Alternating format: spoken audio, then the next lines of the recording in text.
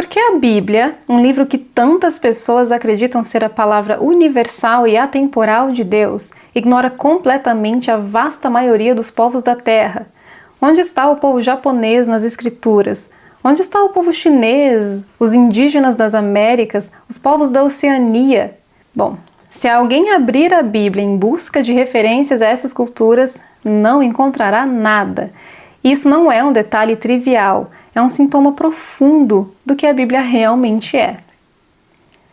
O silêncio da Bíblia sobre a maior parte da humanidade revela que ela não é um manual divino e universal, mas sim um documento histórico e geograficamente localizado, escrito por um povo específico do Oriente Médio para articular e justificar sua própria visão de mundo.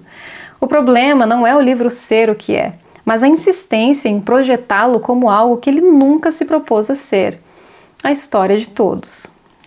A Bíblia foi forjada em uma estreita faixa de território, um corredor geográfico exprimido entre as potências do Egito e da Mesopotâmia. Seus autores não tinham como conhecer a verdadeira extensão do planeta. Para eles, o mundo era o seu entorno imediato.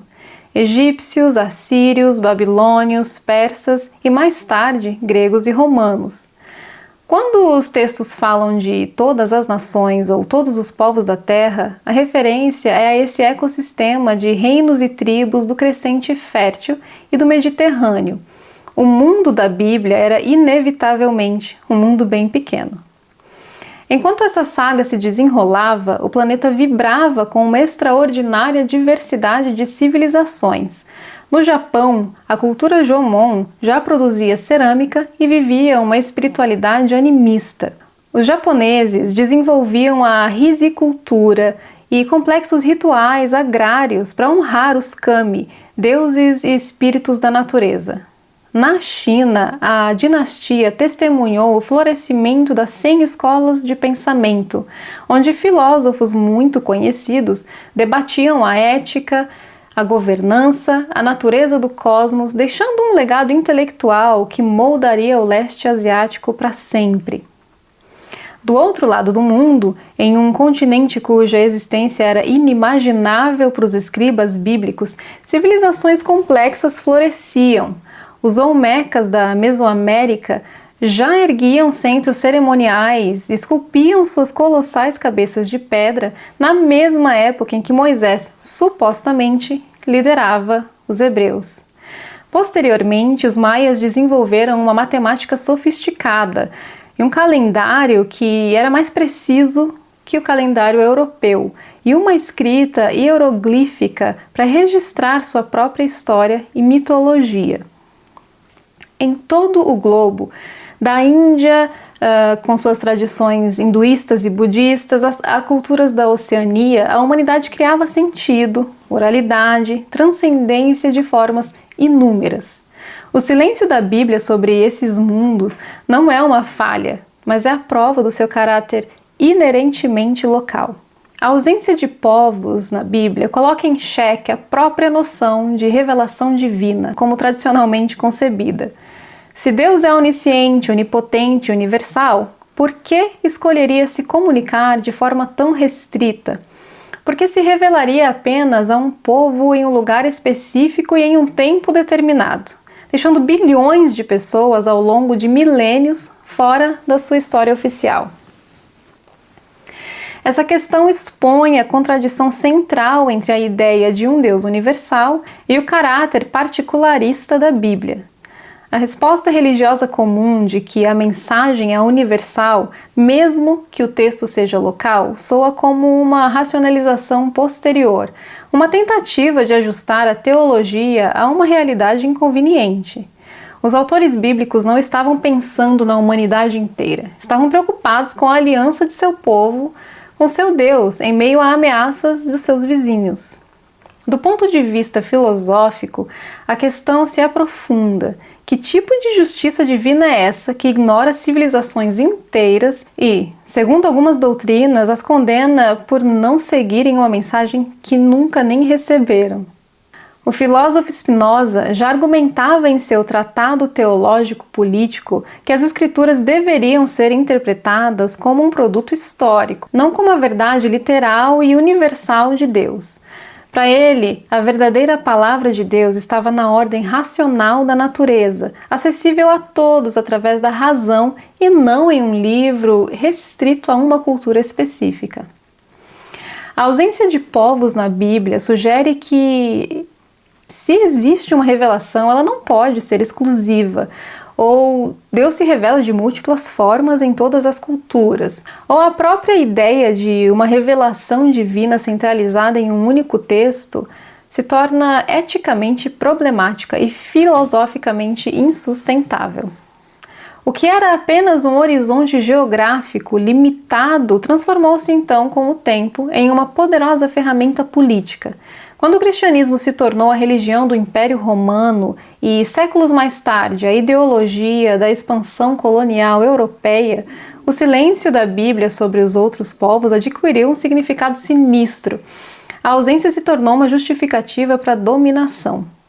Durante a era das navegações, missionários e conquistadores chegaram a terras desconhecidas para eles e se depararam com culturas milenares. A lógica era brutalmente simples. Esse povo não aparece na Bíblia, não conhece o Deus verdadeiro, portanto, suas crenças são falsas, suas culturas são inferiores e eles precisam ser salvos. O silêncio do texto sagrado foi interpretado não como um limite do conhecimento dos autores, mas como uma prova da ilegitimidade espiritual e cultural dos descobertos. Esse argumento foi usado para justificar a destruição de templo, a queima de códices maias, a supressão de rituais africanos e a imposição forçada do cristianismo. O apagamento de culturas inteiras foi enquadrado como uma obra divina, uma missão para trazer os povos sem história para dentro da única história que importava, a narrativa judaico-cristã. A ausência na Bíblia tornou-se assim um vácuo de poder que o colonialismo se sentiu no direito de preencher com violência. Isso nos leva ao problema da escolha religiosa.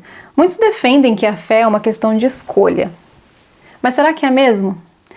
Se uma pessoa nasce no Japão, a probabilidade de ela crescer shintoísta ou budista é esmagadora. Se nasce no Brasil, a chance de ser cristã é altíssima. A religião, na prática, não é o resultado de uma escolha livre, mas sim de uma geografia da fé.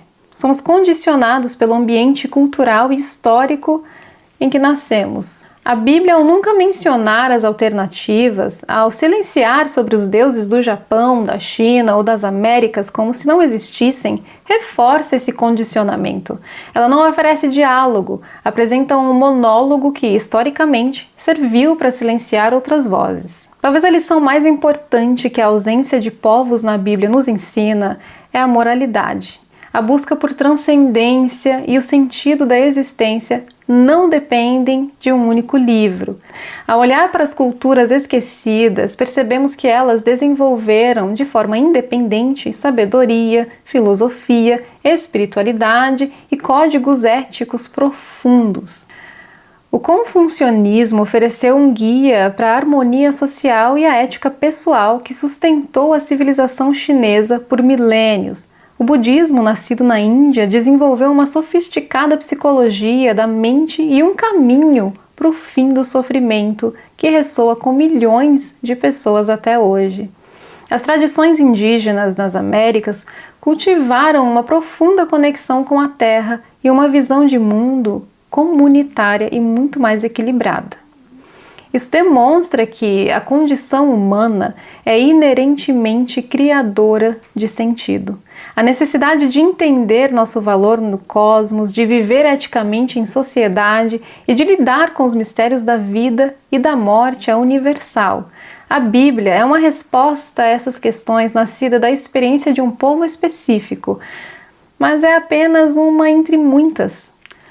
O silêncio da Bíblia sobre o resto do mundo não é a prova da ausência de Deus, mas sim a prova de que a centelha da busca humana por significado sempre foi muito maior e mais diversa do que qualquer escritura isolada.